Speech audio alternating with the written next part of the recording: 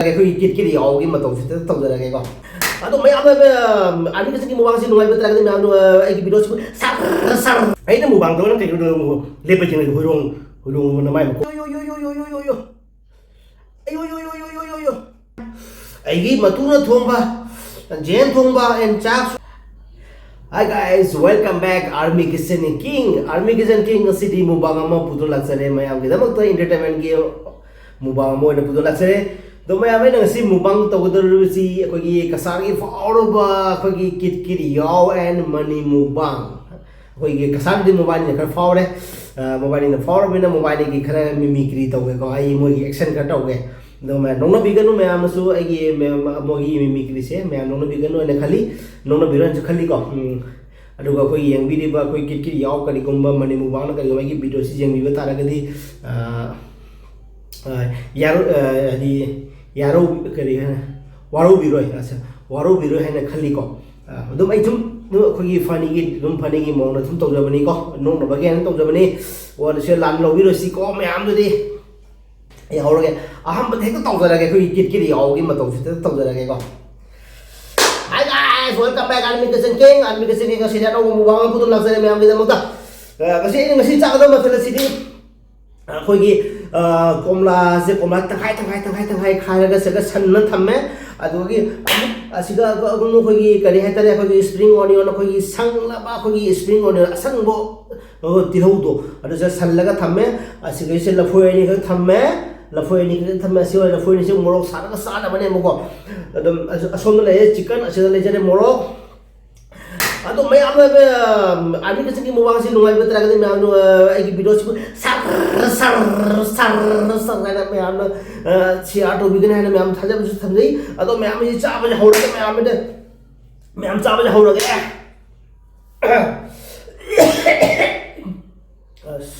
she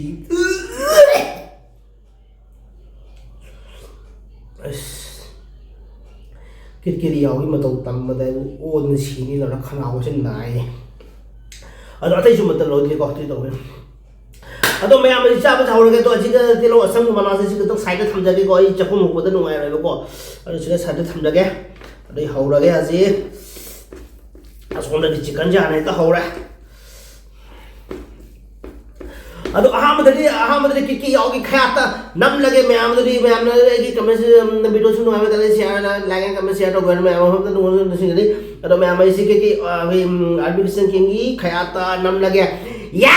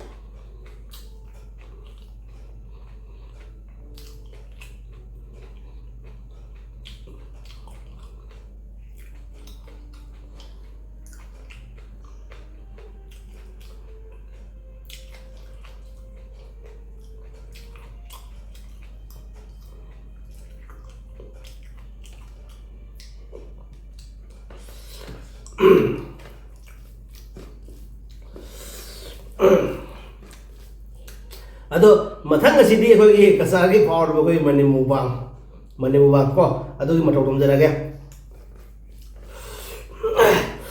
ma'am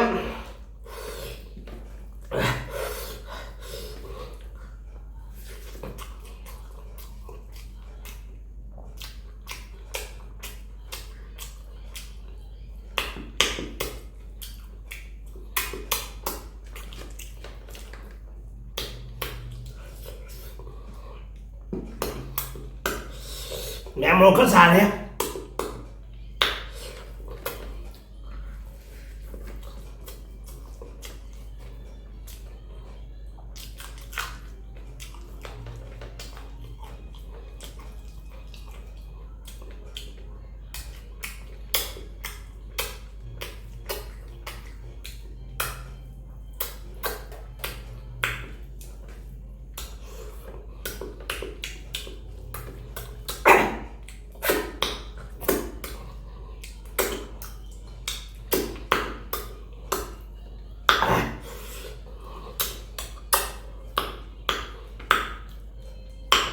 ꯑꯩꯈꯣꯏꯒꯤ morning ꯃꯨꯛꯕꯥꯡꯒꯤ ꯃꯇꯧꯅꯤ ꯑꯩꯈꯣꯏ ꯇꯝꯃꯤꯁꯦꯀꯣ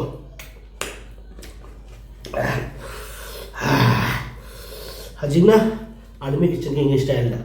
ꯍꯧꯖꯤꯛꯅ ꯑꯃꯨꯛ ꯑꯥꯔꯃꯤ ꯀꯤꯆꯟ ꯀꯤꯡꯒꯤ ꯁ꯭ꯇꯥꯏꯜꯗ ꯍꯧꯔꯅꯤ ꯍꯧꯖꯤꯛ ꯃꯣꯔꯅꯤꯡ ꯃꯨꯛꯕꯥꯡꯒꯤꯁꯨ ꯂꯣꯏꯔꯦ ꯑꯗꯣ ꯀꯤꯠꯀꯤ ꯌꯥꯎꯕꯒꯤꯁꯨ ꯂꯣꯏꯔꯦ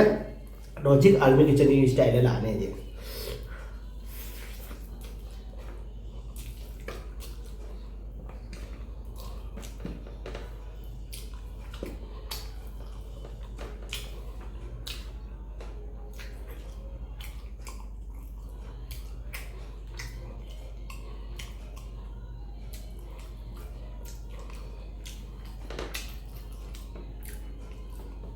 ꯑꯩꯅ ꯃꯨꯛꯕꯥꯡ ꯇꯧꯔꯒ ꯀꯩꯒꯤꯅꯣ ꯂꯦꯞꯄ ꯌꯦꯡꯉꯒ ꯍꯣꯏꯔꯣꯡꯒꯨꯝꯕ ꯃꯥꯏ ꯃꯀꯣꯛꯀꯨꯝꯕ ꯂꯧꯔꯥ ꯀꯩꯒꯤ ꯑꯗꯨꯃꯥꯏꯅ ꯌꯦꯡꯅꯩꯅꯣ ꯑꯩ ꯃꯨꯛꯕꯥꯡ ꯇꯧꯔꯒ ꯄꯤꯛ ꯀꯥꯈꯠꯂꯛꯄ ꯃꯤ ꯃꯨꯛꯕꯥꯡ ꯇꯧꯔꯤ ꯉꯁꯤꯒ ꯂꯪꯉꯤꯅꯤ ꯂꯣꯏ ꯄꯥꯏ ꯂꯪꯉꯤꯅꯤ ꯂꯣꯏ ꯄꯨꯝꯅꯃꯛ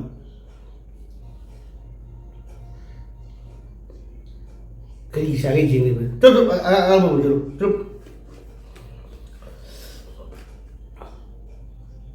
ꯆꯠꯂꯣ ꯆꯠꯈ꯭ꯔꯣ ꯑꯩ ꯃꯨꯛꯕꯥꯡ ꯇꯧꯔꯤꯉꯩꯗ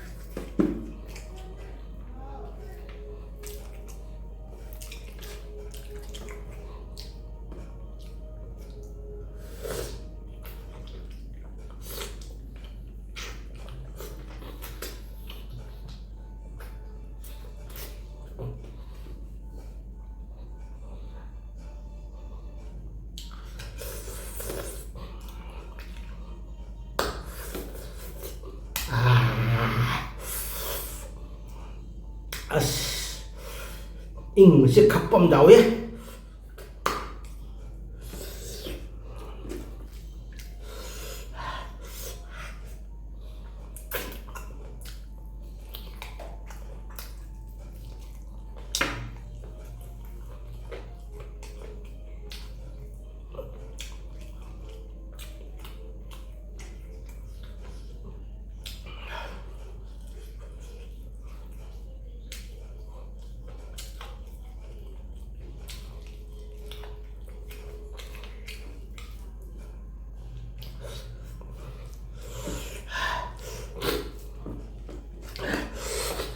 ꯅꯪ ꯑꯗꯨꯃꯥꯏꯅ ꯂꯦꯞꯄꯒ ꯌꯦꯡ ꯂꯩꯔꯣꯕꯀꯣ ꯑꯩꯅ ꯃꯨꯛꯕꯥꯡ ꯇꯧꯔꯤꯉꯩꯗ ꯅꯨꯡꯉꯥꯏꯇꯦꯕ ꯑꯩ ꯆꯥꯕ ꯊꯛꯄ ꯅꯨꯡꯉꯥꯏꯇꯦꯕ ꯏꯀꯥꯏꯖꯩꯌꯦꯕ ꯑꯩꯅ ꯍꯥꯏꯅꯤꯡꯕꯗꯣ ꯀꯌꯥꯅꯣ ꯍꯥꯏꯕ ꯉꯝꯗꯦꯕꯀꯣ ꯅꯪ ꯀꯔꯤꯝ ꯈꯜꯂꯨꯅꯨ ꯑꯩꯅ ꯇꯧꯔꯤꯕ ꯃꯨꯛꯕꯥꯡꯁꯦ ꯑꯁꯤꯗ ꯍꯌꯦꯡ ꯐꯥꯎꯔꯒ ꯑꯩ ꯄꯩꯁꯥꯒ ꯐꯪꯉꯒ ꯅꯪꯒꯤ ꯈꯔꯆꯥ ꯇꯧꯕꯤꯗꯣꯏꯃꯤꯅꯦ ꯁꯤꯅꯦ ꯅꯪꯒꯤ ꯈꯔꯆꯥ ꯇꯧꯕꯤꯗꯣꯏꯃꯤꯅꯦ ꯅꯪ ꯀꯔꯤꯝ ꯈꯜꯂꯨꯅꯨꯅꯦ ꯅꯪꯒꯤ ꯂꯩꯕꯤꯗꯣꯏꯃꯤꯅꯦ ꯑꯩꯅ ꯃꯨꯛꯕꯥꯡꯒꯤ ꯐꯪꯕ ꯄꯩꯁꯥ ꯃꯌꯥꯝꯗꯣ ꯑꯗꯨ ꯅꯪꯒꯤ ꯂꯣꯏ ꯇꯧꯗꯣꯏꯃꯤꯅꯦ ꯀꯔꯤꯝ ꯈꯜꯂꯨꯅꯨ ꯍꯥꯏꯁꯤꯅꯦꯕ ꯑꯩ ꯑꯃꯗ ꯂꯧꯔꯗꯤ ꯑꯩ ꯂꯨꯄꯥ ꯑꯃ ꯂꯧꯔꯦ ꯅꯪꯉꯣꯟꯗ ꯂꯣꯏ ꯄꯤꯗꯣꯏꯃꯦ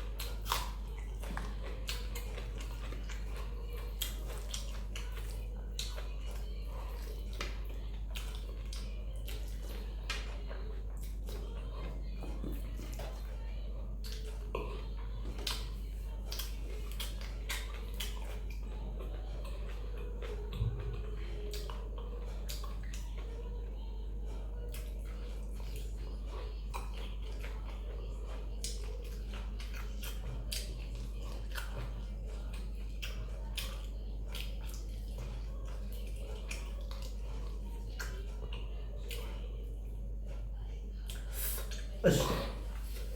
ꯄꯨꯛꯁꯦ ꯊꯜꯂꯦ ꯑꯩꯈꯣꯏꯒꯤ ꯈꯪꯒꯥꯎꯒꯤ ꯅꯥꯔꯥ ꯂꯧꯊꯣꯛꯈꯤꯒꯦ ꯑꯝꯇꯀꯣ ꯑꯩꯈꯣꯏ ꯃꯔꯤꯗꯣ ꯄꯨꯟꯕꯗꯣ ꯑꯩꯈꯣꯏ ꯈꯪꯒꯥꯎ ꯅꯥꯟꯊꯗꯅꯕ ꯄꯨꯟꯕ ꯃꯔꯤꯗꯣ ꯑꯝꯇ ꯂꯧꯊꯣꯛꯀꯦꯍꯦ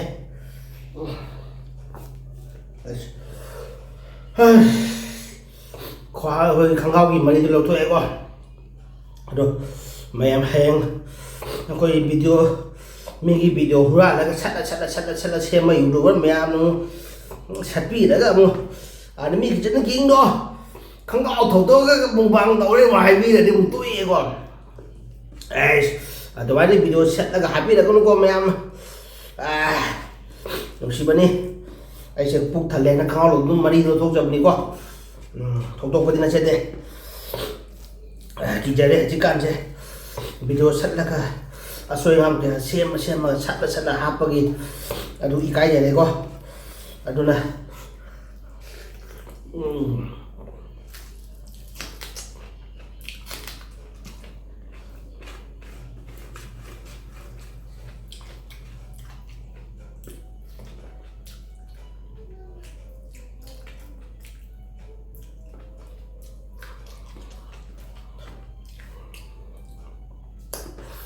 ꯃꯌꯥꯝ ꯆꯥꯛꯀꯗꯤ ꯆꯥꯕ ꯂꯣꯏꯔꯦ ꯍꯧꯖꯤꯛ ꯑꯩꯈꯣꯏ ꯂꯐꯣꯏꯁꯦ ꯑꯩꯈꯣꯏꯒꯤ ꯃꯩꯇꯩꯒꯤ ꯂꯥꯏ ꯍꯔꯥꯎꯕꯗ ꯇꯥꯡꯈꯨꯜꯅ ꯀꯃꯥꯏꯅ ꯂꯐꯣꯏ ꯆꯥꯏ ꯍꯥꯏꯕꯗꯣ ꯑꯗꯨꯒꯤ ꯁ꯭ꯇꯥꯏꯜꯗ ꯆꯥꯕꯤꯔꯛꯀꯦꯕꯀꯣ ꯑꯗꯨꯒꯤ ꯁ꯭ꯇꯥꯏꯜꯗ ꯁꯤ ꯂꯐꯣꯏꯁꯤ ꯂꯧꯖꯔꯦ ꯑꯌꯣ ꯑꯌꯣ ꯑꯌꯣ ꯑꯌꯣ ꯑꯌꯣ ꯑꯌꯣ ꯑꯌꯣ ꯑꯌꯣ ꯑꯌꯣ ꯑꯌꯣ ꯑꯌꯣ ꯑꯌꯣ ꯑꯌꯣ ꯑꯌꯣ ꯑꯌꯣ ꯑꯌꯣ ꯑꯌꯣ ayo ayo ayo ayo ayo ayo ayo ayo ayo ayo ayo ayo ayo ayo ayo ai lafoi su uda nura abi mayam ni matin ka kut jolam mani ko nura abi sing do nura abi sing ya hupai de ko nura o tangkhul asuk wana maku khona ayo ayo ayo ayo ayo ayo ayo tarang khona chaja mane ko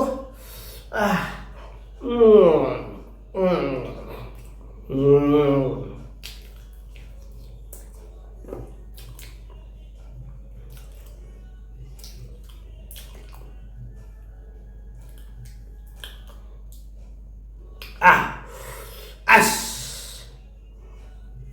krigi mahau no na foi gi mahau se di हाइनिंगाई लेते हाइबने